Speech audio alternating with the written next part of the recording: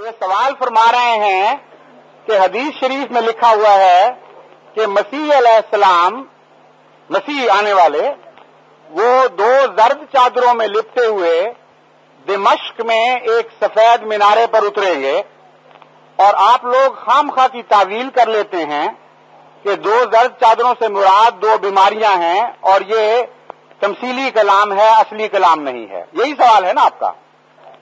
اس کا جواب یہ ہے کہ حضرت محمد مصطفیٰ صلی اللہ علیہ وآلہ وسلم کا کلام سب سے پہلے تو یہ حق رکھتا ہے کہ اس کو صحیح بیان کیا جائے اور کچھ باتیں چھوڑی نہ جائیں، تاکہ جب گفتگو ہو تو ذہن میں سارے گوشے ہوں۔ اس حدیث کو جو آپ نے پیش فرمایا ہے، اس کو میں تفصیل سے بیان کروں گا۔ پہلے حضرت صلی اللہ علیہ وآلہ وسلم نے فرمایا، یہ نہیں فرمایا کہ دمشق میں کوئی مینار ہے جہاں وہ اترے گا، ہرگز نہیں فرمایا۔ آپ نے فرمایا اندہ منارۃ بیضاء شرقیہ دمشق، سفید مینارے پر وہ نازل ہوگا جو دمشق کے مشرق میں ہوگا۔ اس لیے اول تو یہ درستی ہو جانی چاہیے۔ دوسرے یہ کہ وہ منارہ جس پر وہ اترے گا اس کی سیڑھیاں نہیں ہوں گی، کیونکہ جب وہ، اور سیڑھیاں نہ ہونے کے سے مسیح کو بظاہر تو فرق نہیں پڑنا چاہیے نا، کہ جو 4تھے آسمان سے اتر آیا مینار تک، نیچے اترتے اس کو کیا تکلیف ہوتی ہے؟ لیکن حدیث میں لکھا ہے، اسی حدیث میں جس کا آپ اشارہ فرما رہے ہیں، کہ وہاں جا کے وہ رک جائے گا اور خوف کرے گا گویا، اور نیچے نہیں اتر سکے گا۔ مولوی سیڑھیاں لگائیں گے تو نیچے اترے گا۔ یہ میں اس لیے بتا رہا ہوں کہ رسول اکرم صلی اللہ علیہ وآلہ وسلم خلاف عقل بات کوئی نہیں کہہ سکتے، کیونکہ سب کو حکمت سکھانے کے لیے آپ آئے تھے۔ ثابت ہوا کہ سارا کلام حکیمانہ ہے۔ اگر اس کو مسل سمجھ کے ترجمہ کریں گے تو بات سمجھ آ جائے گی، اگر اس کو ظاہری بات پہ معمول کریں گے تو تمسخر بن جائے گا۔ اس لیے جتنا عظیم الشان اہل فکر ہو، اہل نظر ہو، اتنا ہی اس کے کلام کی تہ میں اتر کر اس کی بات سمجھنے کی کوشش کرنی چاہیے۔ حضور اکرم نے یہ بات فرما کر کہ مولوی سیڑھی لگائیں گے تو اترے گا، ہمیں ایک اشارہ فرما دیا کہ کس قسم کا مسیح ہے اور میری مراد کیا ہے۔ جماعت احمدیہ کہتی ہے کہ اول تو دمشق میں رسول اکرم صلی اللہ علیہ وآلہ وسلم کے زمانے میں کوئی سفید مینار تھا ہی نہیں بغیر سیڑھی کے، نہ مشرق میں تھا، نہ آج تک ہے۔ کوئی ایسا مینار نہیں ہے دمشق کے مشرق میں جو ایسا بنا ہوا ہو۔ اگر آپ بنا دیں اور کوئی اوپر چاہے اسے پیراشوٹ سے اتر جائے تو مان جائیں گے اس کو؟ ہر آدمی کہے گا یہ کیا بکواس ہے، ہمیں وہ مینار وہ ہے ہی نہیں، تم لوگوں نے آج ہی بنایا ہے، ہم نہیں مانتے۔ تو جب مینار ہے ہی کوئی نہیں تو اترے گا وہ کہاں؟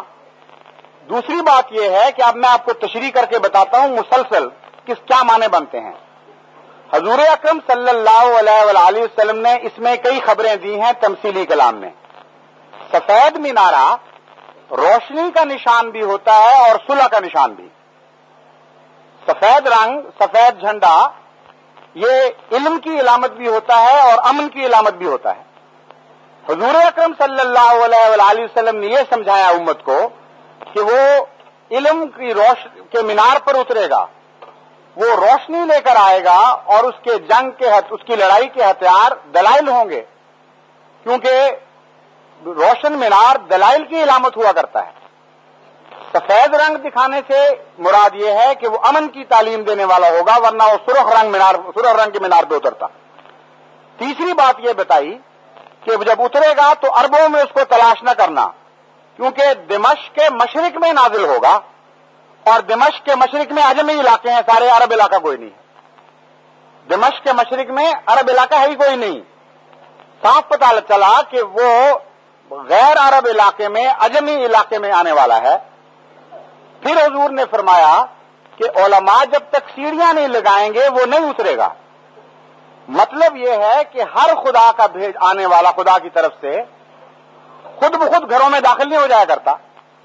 آسمان سے تو خدا اس کو بھیج دیتا ہے، لیکن جب تک دل اپنی سیڑھیاں آگے نہ پیش کریں اور قدم چوم کے اس کو آنے کی دعوت نہ کریں، وہ دلوں میں داخل نہیں ہوا کرتا۔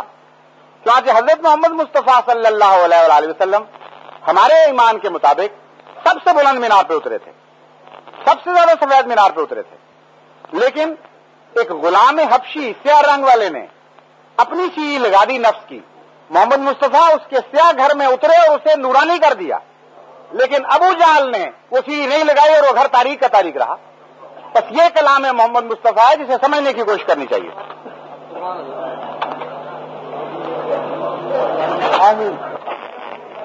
آپ نے فرمایا 2 زرد چادروں میں لپٹا ہوا ہوگا۔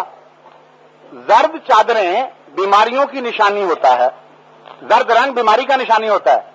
میں نے پہلے ہی مسئلہ حل کر دیا کہ رنگ میں ایک پیغام ہے۔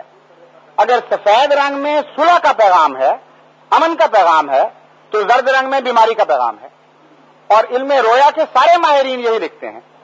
بس حضور اکرم کا یہ کشفی نظارہ ہے جو آپ نے دیکھا ہے، اور اس کی تعبیر کرنی پڑے گی علم رویا کے حساب سے۔ زرد رنگ بیماری کی نشانی ہوتا ہے، مطلب ہے اس کے اوپر کے بدن کو بھی ایک بیماری ہوگی اور نیچے کے بدن کی بھی بیماری ہوگی۔ لیکن اس حدیث کا ایک ایسا مفہوم ہے جس کو علماء نہ سمجھ کر مذاق اڑاتے ہیں اور خدا کی نظر میں مغضوب بنتے ہیں بے وجہ۔ بیماریاں 2 قسم کی ہوتی ہیں، ایک بدی کے نتیجے میں اور ایک نیکی کے نتیجے میں۔ جب روزے رکھنے والا انسان بیمار ہوتا ہے تو اس کی بیماری پیار کے قابل ہوتی ہے، نہ کہ مذاق کے قابل۔ جو زیادہ کھا کھا کے مرتا ہے دست کر کے، اس کی بیماری پہ بے شک ہنسیے آپ، لیکن روزہ دار کی بیماری پر، خدا کی خاطر ایک فعل کرنے والے کی بیماری پر ہنسنا گناہ بن جاتا ہے، وہ بیماری مقدس ہو جایا کرتی ہے۔ بس جب خدا نے، رسول نے اپنے ایک بھیجے ہوئے کے متعلق نشانی بتائی تو لازمی نتیجہ یہ نکلتا ہے کہ نیکی کے نتیجے میں، خدا کے راستے میں جہاد کے نتیجے میں وہ 2 بیماریوں میں مبتلا ہو جائے گا، لیکن پرواہ نہیں کرے گا، اور وہ بیماریاں اس کی زندگی کا حصہ بن جائیں گی۔ حضرت مسیح موعود علیہ الصلوۃ والسلام نے جو علمی اور قلمی جہاد کیا، اس کے نتیجے میں آپ کو دوران سر کی شکایت ہوئی۔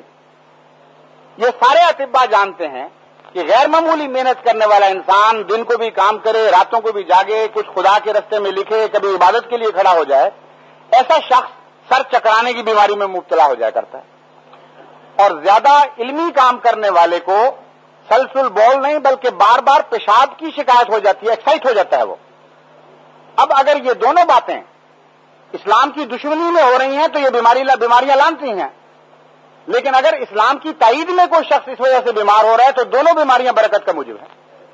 بس یہ 2 زرد چادریں خدا کے نام پر اوڑھی جانے والی چادریں ہیں، نہ کہ شیطان کے نام پر اوڑھی جانے والی چادریں ہیں۔